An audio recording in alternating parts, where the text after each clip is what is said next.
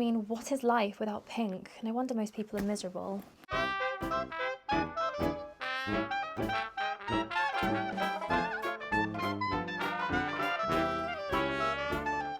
Hello everyone and welcome back. I've had this video requested by you guys for a very, very long time, but in the past I didn't really feel like I'd had my designer bags for long enough or lived with them for long enough to really judge on whether they were good or bad decisions. But I feel in a good position to do that now. I feel like I really know my bag collection and I definitely have some bags in mind that were bad decisions. So quickly before I start, I just want to preface this video by saying that I would not have this many luxury and designer bags if I was not doing this job. I've done a lot of collaborations in the past that has enabled me to have this collection and I'm so grateful for it, but I don't want anyone to feel like they should have this many designer bags or feel bad if they don't. It's not normal. I also need you guys to know that lots of the bags in these videos I didn't pay for with actual money. I may have been given store credit or gift cards, but they were all very much my choices. And I'm not going to be talking about the bags that were just gifted to me that I didn't actually choose. And I'm not going to go through each bag and tell you which I paid for in each way because I just want it to be neutral and unbiased. Okay, let's not babble anymore. I'm going to start off with my very first designer bag purchase,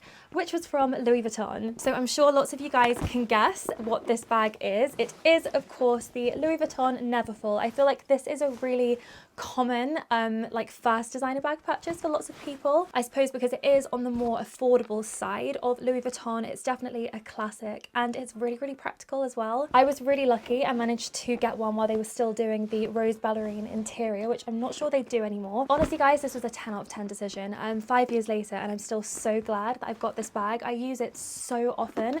It's just so practical. If you're going for a little overnight stay, it's great for a travel bag, like an airport bag. It fits my laptop in. It literally is Neverfull. It's like the Mary Poppins bag. You can just fit everything in here. And I'm not kidding, guys. This is literally in perfect condition and I've used it so much. I brought this with me every single day that I was renovating this flat and I was covered in paint and dust and decorators caulk and literally everything, and this has just stayed in literally pristine condition. So this was such a good bag purchase and I would always say to anyone who is wondering whether to get one or not to just go for it. Okay, I'm not going to go in like perfect time order because I can't actually remember the dates that I got all of my bags, but I do know that this bag was probably my next designer purchase and my first like big splurge. It's from Gucci. Do you guys remember this? I haven't shown you this in a while, so any new subscribers probably will not have seen this. It's the Gucci Dionysus Bloom. Now, this bag, guys, I have a very strange relationship with this bag. On the whole, I'm very, very pleased I bought it. It was very expensive, and honestly, I can see why. There are so many fabulous details to this. I think some bags I look at and I'm just like, I don't know how you can justify that price. I mean, obviously all designer bags are hugely marked up because of the name and the brand and everything, but this I really feel more than others kind of justifies its price a little bit more. Again, it's like completely pristine. I did use this a lot back in the day and there's literally not a scuff. The material is so hard wearing. You have the beautiful, really detailed metal clasp, the gorgeous like hand painted flowers. I'm not sure they're actually hand painted, but they look hand painted. The really weighty chain, you have the gorgeous like red suede interior and loads of pockets and compartments. It's a really good and beautiful bag and I really love just how unique this is and so special. I feel like it looks like an antique already and it's only like 4 or 5 years old. I do think with this, if I'm being completely honest, that I did buy into the trend a little bit because everyone was obsessed with these bags. You had like the pink flowers or you might have gone for the blue flowers, and this whole style of bag was very, very on trend. It was like a craze. And the truth is, I don't think I would buy this now just because I feel like color-wise, it doesn't really easily slot in to my like typical favored color palettes. And I'm not a super duper fan of just any kind of silver hardware. Gold is always my preference, and if you look at, I think literally all of my other designer bags, all of the hardware is gold. So I just feel like this bag doesn't really scream me, but on the other hand, I am really pleased that I got it because I do think that it's exceptionally beautiful and unique, and I really truly have a feeling that sometime in the future I will make a comeback with this bag. I'm going to give it a 6 out of 10, and that's on the decision, not the bag. Okay, next we have a bag that I think we can all agree is just iconic to me and this channel. It is, of course, the famous Chloe Drew bag. Oh my gosh, what can I say about this bag? You know that this bag is my soulmate. I think I once said that I was going to call my children Chloe and Drew after this bag. This has to be one of my most beloved possessions, let alone bags. Before I got it, I was so obsessed with this bag. I'd seen it on Instagram and Pinterest, and it was all I wanted in my life. And it honestly lived up to every expectation. It's the most versatile bag in the world. You can wear this as a daytime bag. You can also wear it as an evening or occasion bag. It goes perfectly with spring, summer, autumn and winter outfits. It literally looks good all year round, and it's so adaptable to different styles as well. I've worn this with like preppy or more elegant looks, but then it also looks amazing with those really whimsical boho summer looks too. And it just made every single outfit that I wore, right down to this £25 misguided dress that I used to love, look high-end and expensive. This bag was a 10 out of 10 decision, and God forbid if I lost all of my bags or they burnt down in a fire, and this would be one of the first ones I would replace. Okay, while we're on the subject of Chloe, I thought we could talk about my two Chloe Tess bags. I'm really struggling to remember which came first, which is annoying because I feel like it would help the discussion.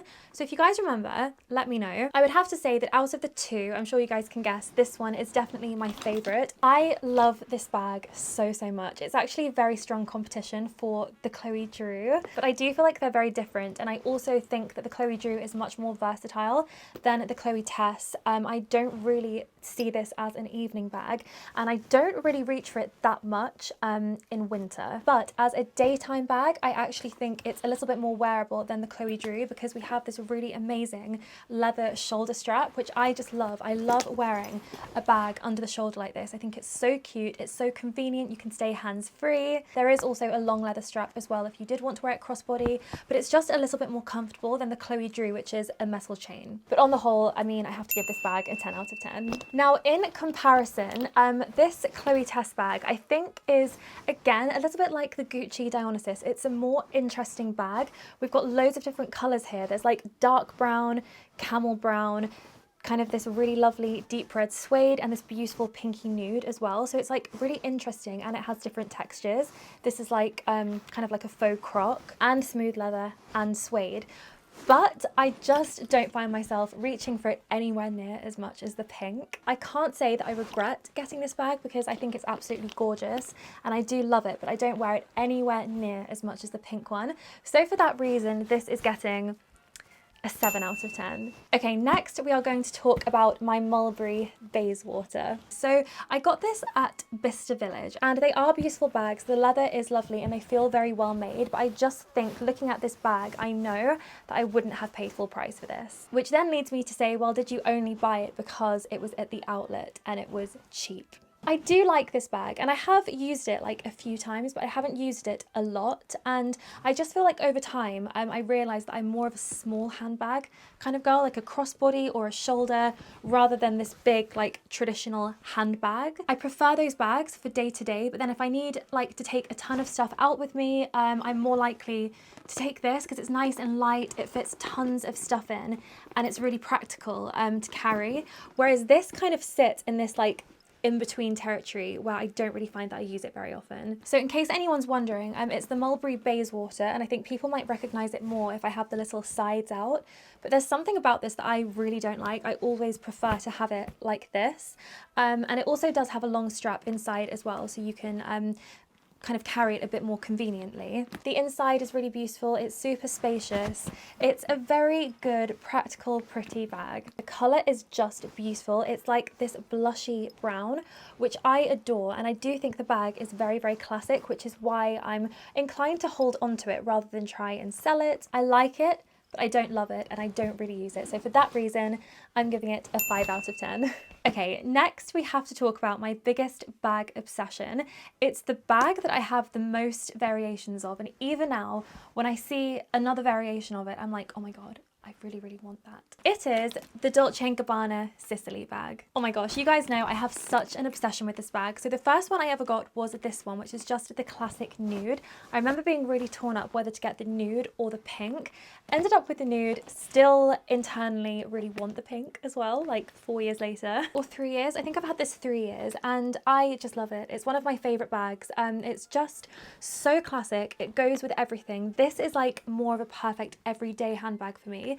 Like if I just get by with a few essentials, I'll go with like the Chloe Drew or the Chloe Tess or the Coach Tabby, which we'll get to. And if I felt like I wanted something bigger that day, I would go for a bag like this rather than, for example, this. And oh my gosh, I just love this bag. I love how Dolce & Gabbana market this bag, the way they bring out several variations of like color and texture and size every season, but they keep the shape the same, meaning it stays a very classic staple bag, which gives it longevity as well, which is great when you're spending a lot of money. You can also wear it crossbody as well. There's a long strap that you can clip on to these little rings. And I ended up using this bag so much and loving it so much that when I saw this variation, I just really badly wanted it, and I was very much in two minds because clearly it's a different texture. This is a really cool quilted version, but the colour is very, very similar, and I was like, ugh, I really don't need both, and I was really in two minds about keeping it, but I did. And truly, I would say that I have gotten equal wear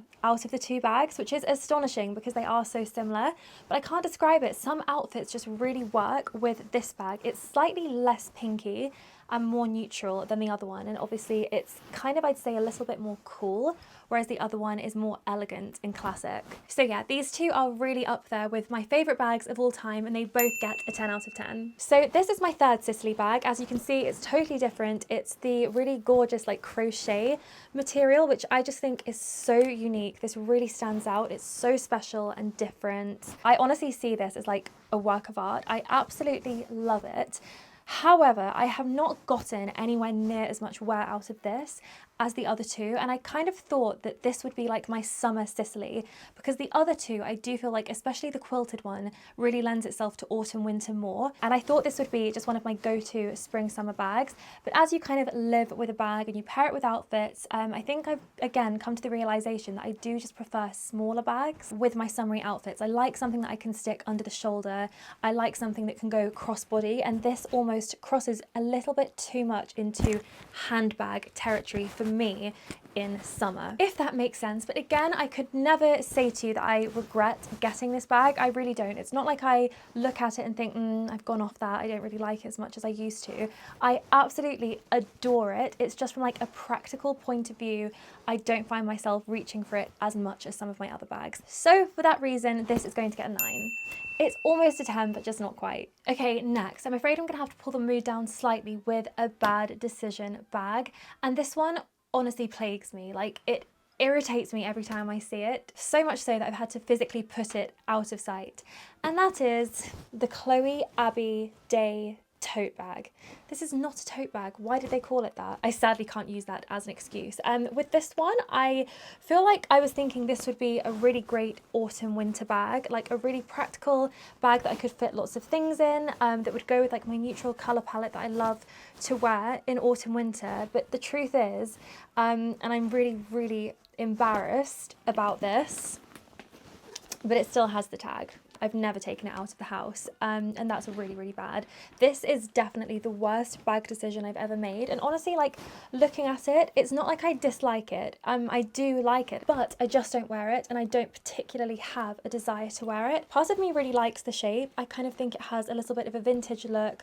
I love the colour, and I love the lock. I think that is such a gorgeous feature, and it really excites me, but I can't describe it to you guys. It's weird. I am never ever drawn to actually pair this with an outfit. I'm really at a loss with what to do with this bag. I'd quite like to sell it, but I don't really know the best channels to like do that through. So if anyone has any advice, then please let me know. But for now, guys, we have to give this bag a 3 out of 10. Okay, on a brighter note, let's talk about the Pochette Metis, aka my bestie. I love this bag to absolute death. It is one of my all-time favourites. If anyone hasn't been following for a very long time, me and Josie actually bought matching sister Pochette Metises at Heathrow Airport on the way to our Megève trip to the snow, which is just the most magical trip. I feel like the bag set the tone, and I'd never really had such a completely spontaneous big purchase like this. All my other bags I'd looked at for a long time and really thought about them. This I had not even really considered, and I just saw it at the airport and we just bought them, which is so unlike me, even more unlike me then than now. Like, I never did stuff like that. And I was obviously a little bit anxious about it because it was so expensive. I did manage to get the VAT off though, as we were traveling to Switzerland, which is outside the EU. So I did get it a little bit cheaper, but honestly, this is just one of my, again, like favorite possessions. It's really hard to get hold of now as well, which is why I'm super happy that I did buy it when I did, because I think Louis Vuitton is also just slowly phasing out their pinks. It's not like a focus colour for them at all anymore. Like, you go to Heathrow Airport now to the Louis Vuitton shop and there's literally no pink anywhere. It's super depressing. I mean, what is life without pink? No wonder most people are miserable. This for me is like the perfect size bag. You've actually got 3 compartments. Oh my gosh, my Tide pen.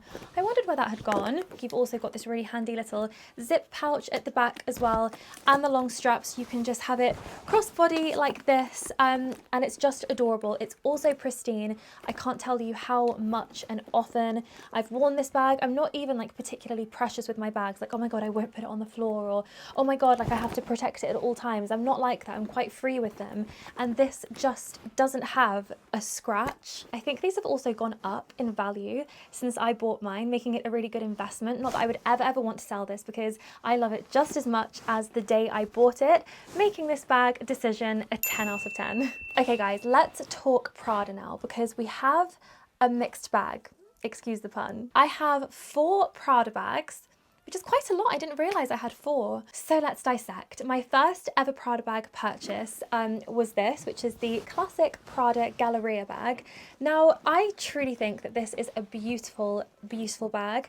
However, I don't really wear it, just for all of the same reasons that I've told you guys about the others. I'm just not really into handbags like this, which I'm sure is a phase, because I used to love handbags like this, and this particular bag was on my wish list for years and years and years, like even before I started YouTube, and I just desperately wanted one in this size, in pretty much this colour, like a pale pinky nudie beige colour. And this is another bag that I actually got at Bicester Village at the outlet, which I truly think is a miracle. Like, they do not normally have the classic like staple bags at the outlets, and I just don't know why this was there. I know the colour was discontinued. It's actually back now, I think. The colour is Cypria, and they did bring it back, but at the time you couldn't get this. It wasn't in season. So I was super lucky and snapped this up at a fraction of what it would have cost if it was full price. Again, I would never say that I regretted buying this, because I truly think that it is such a classic style.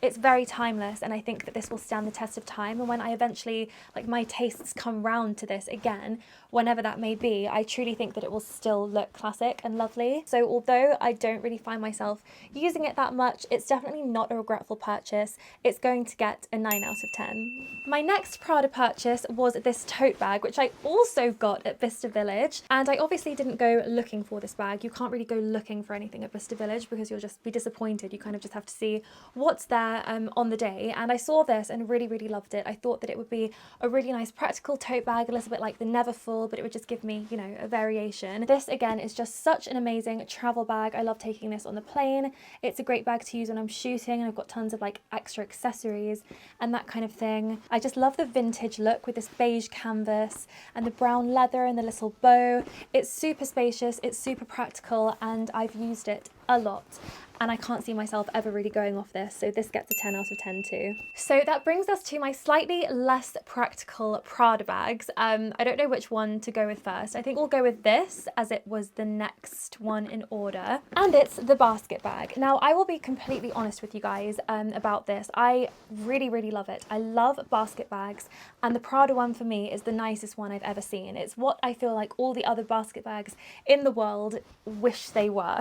My only reservation is every single time I see Josie's pink one, I'm super jealous, and I just wish we could swap. And I've told her if she ever gets rid of that bag, like, she needs to give it to me, but she won't get rid of it because it's perfect. And I think, if I'm honest with myself, if I had the choice, I would totally rather Josie's all pink one, or even at the very least, the all white one. Out of all pink, all white, and this white wicker mix, this would be probably my least favourite, but I got it because that's what they had at the time. You could not get the pink, you could not get the white. And although I love this, it's always in the back of my mind that if I ever saw the all pink one or the all white one, I would want to buy it and sell this. But on the whole, it's a really gorgeous bag. It's also more practical than it looks because you can attach a long strap to the rings inside, and it's also very spacious. So I think this gets a 9 out of 10. And my final Prada bag is my absolutely adorable little pink beach tote. This to me is just delicious. Like, this is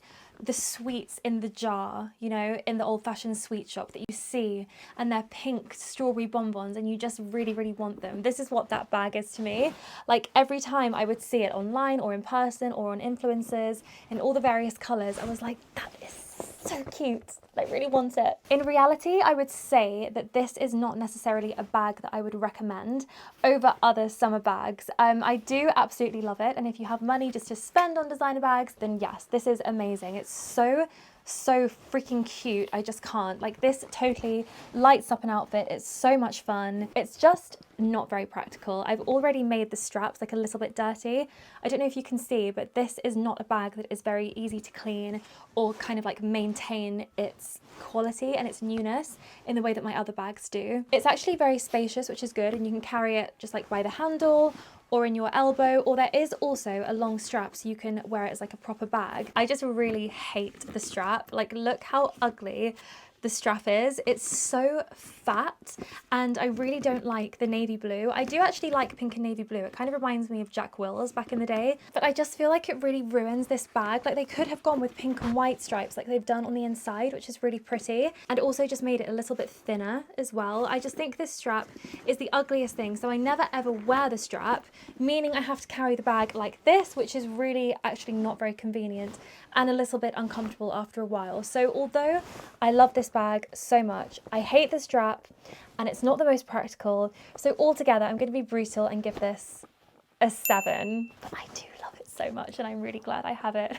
Okay, we've done Prada. Now we're moving on to Coach. I actually have 6 Coach bags, but 2 were direct gifts from Coach. 1 was a gift from JJ. So I'm not going to talk about those 3 that were gifts. I'm just going to talk about the ones that I chose. So this is the first one. I don't actually know the name of it, and I know the names of all of my bags, and it's just escaping me. So if you know, please do let me know in the comments, because it's really annoying me that I can't remember. This bag I got a few years ago, and if I'm being completely honest, I think I have worn this like 1 or 2 times, which is really surprising because color-wise, it's literally perfection. It just slides into my wardrobe like an absolute dream. And to look at it, I really, really like it. It's really spacious as well. It's really handy. There's a long strap inside as well. So it's very convenient, but kind of like the Abby, the Chloe Abby bag, I can't tell you why I don't wear this. I just never ever reach for it. But unlike the Chloe Abby bag that I just don't think I will ever wear, and I'm really ready to part with it, this I still have faith in. I think it might be one of those scenarios where I'm just not in the habit of wearing it, so I never ever end up reaching for it. A bit like my Topshop faux leather dress that I never wore for like 3 years. Took it to New York and like forced myself to wear it, and now I can't get that dress off me. I love it. So I feel like I need to have a moment like that with this bag because it's very handy and the colours are so pretty. I love this like antique gold hardware. I think Coach is really nice quality. So I need to try and give this bag more of a chance. But if I'm going to be honest, we have to give this bag a 6 out of 10 because it just hasn't been worn. On the other hand, we have the Coach Tabby bags, which you guys know I am just obsessed with. These are like top tier bags. Oh my god, I just love these bags so much. I can't tell you how just handy and easy they are to wear. I adore a little under the shoulder bag. I really do. They do also have the long strap. If you want to do the crossbody, I never ever do. I just wear them like this. Just focusing on the white one for the moment because it's my favourite. I just love the shape. I think it's so classic. It's slightly on the small side, but it does fit the essentials in, which is all you really need. I love the antique brass Coach logo. I just think it's so minimal, but it really stands out and it kind of has like a vintage look. And they truly are just the most versatile, like easy to throw on bags. They really are a classic that I think you can just get so much wear out of, and I just love them, so I have to give it 10 out of 10 to both of the Coach Tabbies. We are down to the final 3 bags, and unfortunately I have to start the countdown with a little bit of a negative. Some of you guys may recognize this if you watch every video, but most of you probably won't because I never ever show it because I never ever wear it. I got this, I think, in maybe the January sales or like the Black Friday sales a few years ago, and it's this really adorable little like faux fur Kate Spade bag. And again, it's one of those situations where to look at, like I love the bag. It's a saddle shape, which I really like. I love the brown leather. I adore the little logo, and I just am in love with this like faux shearling fur. It truly is divine, but the tag doesn't lie. Yeah, I have not worn it, which I know is bad. I think it's possibly just because in those situations where you're putting the outfit together, even though I like this bag, I think I like my other bags more, which is why this never ends up making the cut of the outfit. But it's a bag that I've really never wanted to part with, because when I look at it and I hold it, I'm like, oh my god, it's so cute. I really, really like it. So I just think whilst I've got the space, it's worth holding on to. But altogether, I'm going to have to give this bag a 5 out of 10. It's gorgeous, but like I said, the tag doesn't lie. Next is unfortunately another slight negative, and it's this little Mulberry bag. This is slightly upsetting because when I got this, I was so excited. I got a really, really good deal on it from Farfetch on the Black Friday week. The truth is, guys, I work like an absolute maniac the whole month of November. Like I literally do not sleep. I eat, sleep and breathe work. And as we were coming to the end of it and it was Black Friday, I'd worked so hard. I was like, do you know what? I'm just going to treat myself, especially as I got such a great, like huge discount on this. And I do think it's gorgeous. I love the cream and the pale camel with the little tab and clasp. It's a little bit reminiscent of like a Birkin or a Kelly, which I don't think I will ever have. Such a cute little size. And I was really excited for this to be like my little winter bag. I just didn't know what was coming. And had I known what was coming around the corner, I would not have got this. And to be honest, guys, it hasn't been out of the house yet. So I just have to give this purchase a 6 out of 10. Not on the bag, purely just on the decision, but you will see why in the final bag. It is, of course, my absolutely stunningly beautiful Chanel bag. So as you guys will know, if you watched my Christmas vlog, this bag was a total and utter surprise. It was not planned. It was almost as spontaneous as the Pochette Metis. Not quite, because I had like the whole day to think about it and stew over it. But I saw this beautiful Chanel bag at the Designer Exchange in Bicester Village, so it was pre-loved. It was only from 2016, so it was fairly new and in perfect condition. It was still hugely expensive, the most that I would have ever spent on a bag previously. And my initial reaction was just like, oh my gosh, I would love that, but it's way too much money to spend on a bag. But I just couldn't stop thinking about it all day. And my friends were just egging me on, saying, you work so hard, you've done so well this year. It's Christmas, just treat yourself. And yeah, I did. And this truly has to be one of the least regrettable purchases I've ever made. I mean, I've just worn it to absolute death. I've actually had to put it back in the box and put it away because it just ended up being like my grab and go every single day bag, and I don't want it to be that. I want it to be a little bit more special, and also the leather on this is a little bit more like susceptible to dirt and damage, and I don't want to get it in a bad condition. But I've already gotten so much wear out of it, and it really is my dream Chanel bag. I don't think I would ever go to Chanel and buy one brand new at this point. They're so expensive. So I kind of felt like this was my opportunity to have my dream Chanel bag at a price that I thought was actually okay, because I don't think the store prices are okay. That's just my opinion. If I was like a multi-millionaire, I probably would, but just where I am at in life, it's not something I would do. So this, I just really felt was a magic bag. It was meant to be. It's so me as well. It's like the most Freddy Chanel bag ever. I absolutely love it, a million billion %. So it has to have a 10 out of 10. A good way to finish the video. I really would love to know all of your opinions down in the comment section. Tell me your favorites out of my collection, your least favorites, which you think my bad decisions were. Thank you guys so much for watching, and I'll see you all next week. Bye.